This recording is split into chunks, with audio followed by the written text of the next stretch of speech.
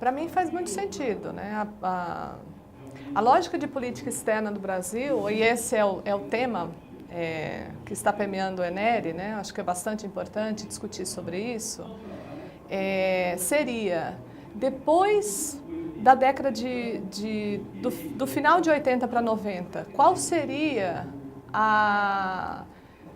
de que forma que é possível orientar a política externa para pensar temas sociais, temas de desenvolvimento, que não sejam pautadas naquela lógica anterior de 1930 até 1989, que foi uma política desenvolvimentista. Ou seja, de 30 até 89 isso funcionou, a questão do desenvolvimento. Ou seja, o professor Amado Luiz Servo comenta sobre isso, né, na perspectiva dele. Ou seja, é uma política desenvolvimentista.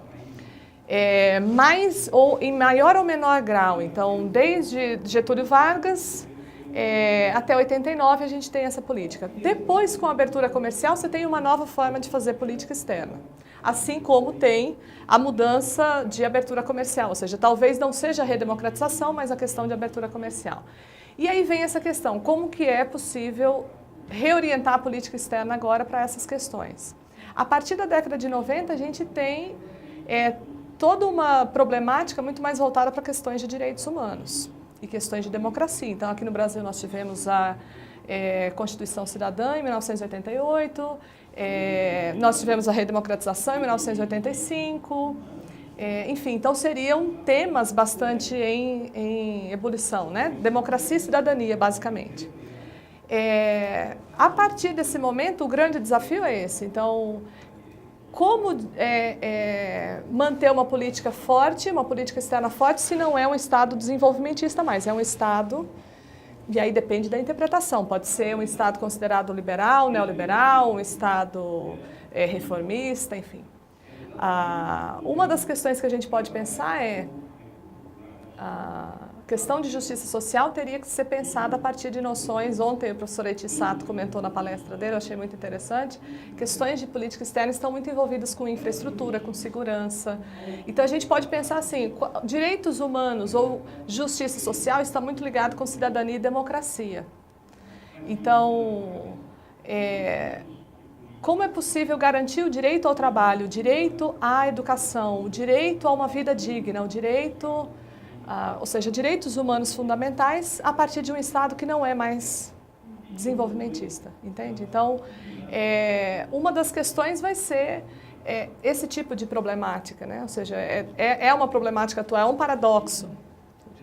O Estado desenvolvimentista, o outro paradoxo é que o Estado desenvolvimentista conseguiu ser desenvolvimentista e antidemocrático também, ou seja, ele conseguiu ter um período ditatorial com um período de desenvolvimento bastante significativo, né?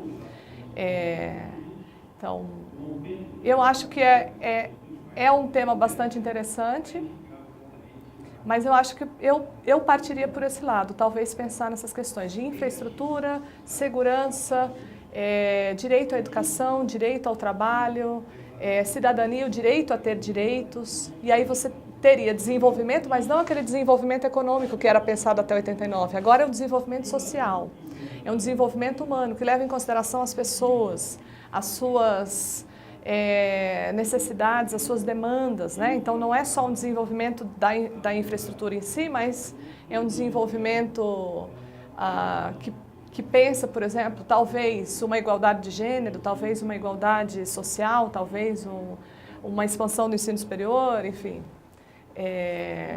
Proteção aos direitos das pessoas, proteção a populações de minoria, então, e o desenvolvimento sustentável, ou seja, não sei se fica claro, mas a partir de 90 é claro isso. E aí eu acho interessante essa tese, ou seja, você conseguir combinar uma política externa que pense também em questões sociais, em questões humanas, em questões humanitárias, enfim.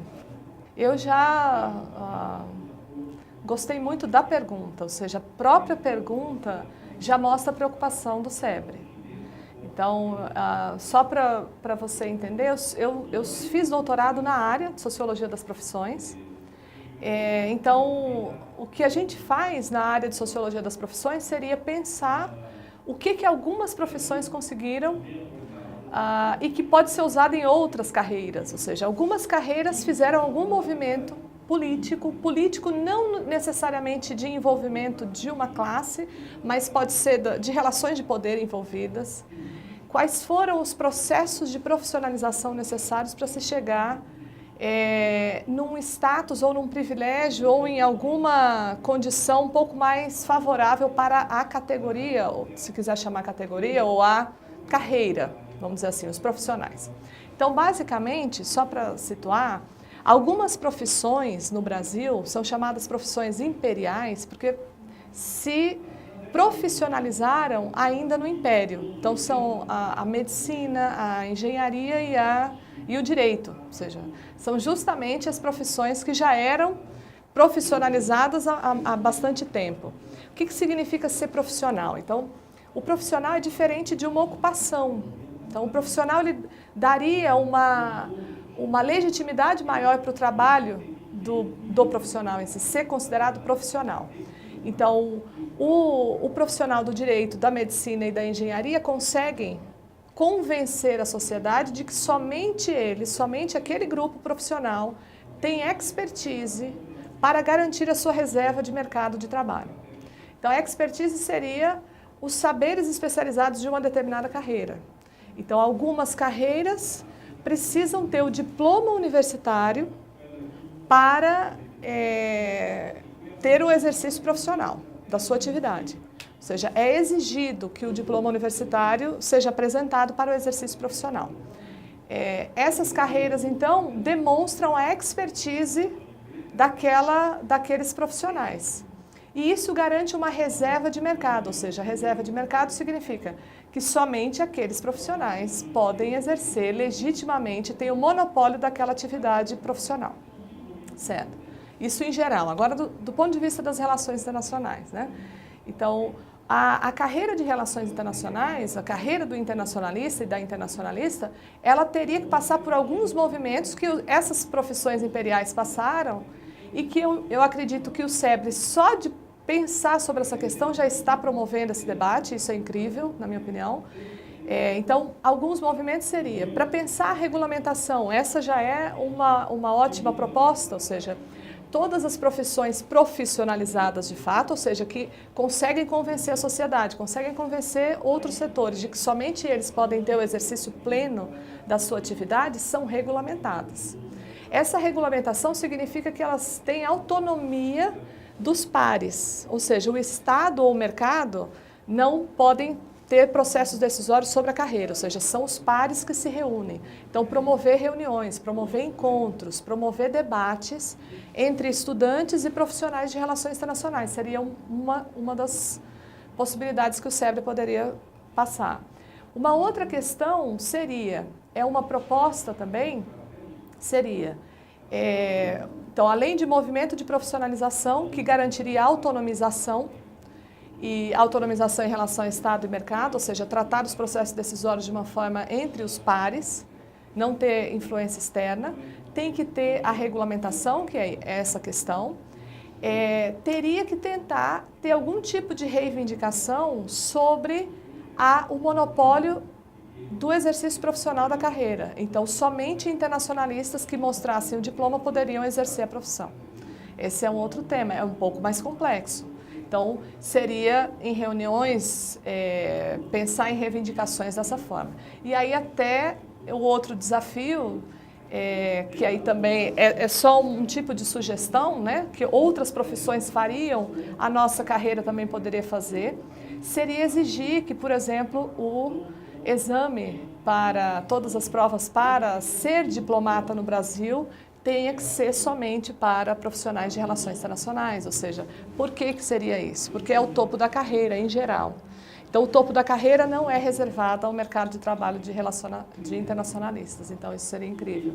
Se conseguisse, isso seria o topo da carreira reservado só para internacionalistas. E, por fim, uma outra questão que eu também sugeriria, mas também é uma sugestão, seria pensar com a universidade sobre a possibilidade de estágio obrigatório para estudantes de relações internacionais.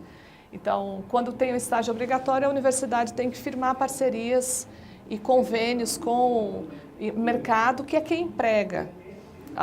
os internacionalistas, quem poderia empregar os internacionalistas. Então, poderia pensar sobre isso, ou seja, reuniões sobre o assunto, pensar na reivindicação política, ou seja, nessa reivindicação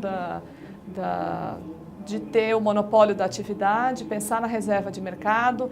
Em alguns assuntos, essa é uma outra questão, só para finalizar, alguns assuntos que poderiam ser da expertise do internacionalista, por exemplo, análise de política externa, somente quem for internacionalista, vamos pensar. Será que é... O problema é que, aí é óbvio que eu estou falando questões assim, baseada em mais ou menos um checklist do que as outras profissões fariam.